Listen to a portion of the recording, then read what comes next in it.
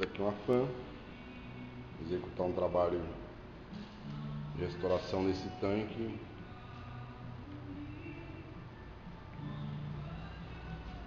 Segundo o proprietário da moto, levou um tombo. Para ele não cair, ele acabou apoiando o joelho em cima do tanque e acabou dando afundamento do tanque, ó, criando esse amassado grande, entendeu? Pegando em cima da emenda do tanque. Ele vai tentar fazer a restauração desse tanque para não ter a necessidade de fazer a repintura desse tanque e tentar tirar para não mexer com esse envelopamento aí. Isso é a vantagem de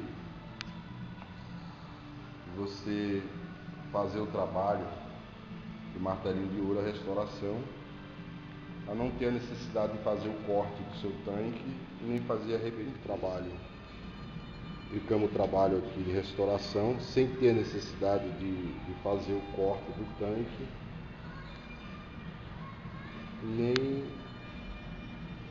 fazer a repintura. Você vê que o tanque está envelopado, não teve a necessidade de remover o envelopamento. Aí a vantagem de execução do trabalho de martelinho. Quem tiver interesse, tirar um orçamento do teu bem, você da região, nossa região aqui do Vale de São Francisco, quem tiver interesse aí, só nos procurar aí. Ou